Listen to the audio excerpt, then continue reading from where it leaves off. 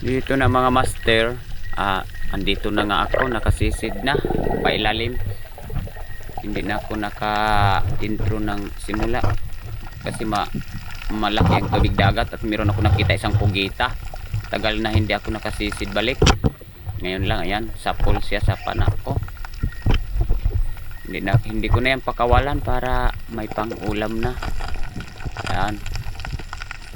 Libre na tayo ulam dito. Balik na tayo ahon. Medyo malabo ang dagat ngayon dahil sa may hangin at alon. May kalaliman konti lang. Ayan. Ang lalim pa naman. Ay nako. Sarap yan sa adobo mga master. Pugita. Lalo na yung mga maliit pa, malambot.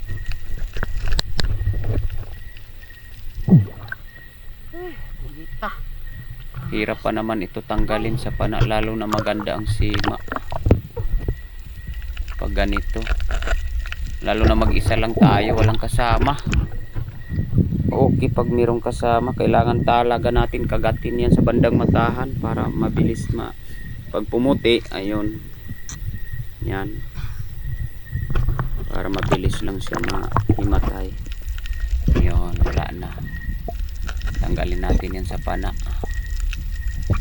para makahanap pa tayo ng ibang laman dagat. Meron tayong makikita pa na iba kahit ano. Ayan, mahirap pala tanggalin, lalo maganda kasi yung pagkasima. At dito mga master, dito ako sa corals namin sa Panaraga Beach, Surigao del Sur. Maghahanap tayo ng kahit ano. Sana nibago lang kasi ako ngayon mga master, dahil nga sa taas-taas yung pahinga ko. Hindi nakabalik pagsisid. Ngayon lang. Ito. Napakaganda ng mga corals. Mababaw lang dito. Pakalma na yung dagat. Meron ding mga isda makikita natin. Pero di ko alam kung ano ang hinahanap ko dito. Sana yan, mababaw lang. Sana makahanap tayo ng kung ano ba. Yung mga isda, mga maliit pa yung mga ibang isda. Oh. Yun, sa malayo. Parang takot sa akin. Ayaw magpalapit. Takot siguro na papanain natin mga master. Nagagandahan talaga ko sa mga corals. Ganda tingnan ng sa ilalim ng dagat ah.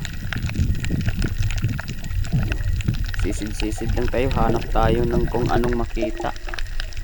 Dito meron tayong paghahandaan na panain pero masyadong malayo yun. Itim, medyo itim lang yung nakikita natin, ayaw lumapit talaga, bayaan na lang. Dito din meron naman mga isda pero ayaw talaga magpalapit. At siya nga pala mga master, maraming salamat sa pagpanood sa aking ina-upload. Bye bye po.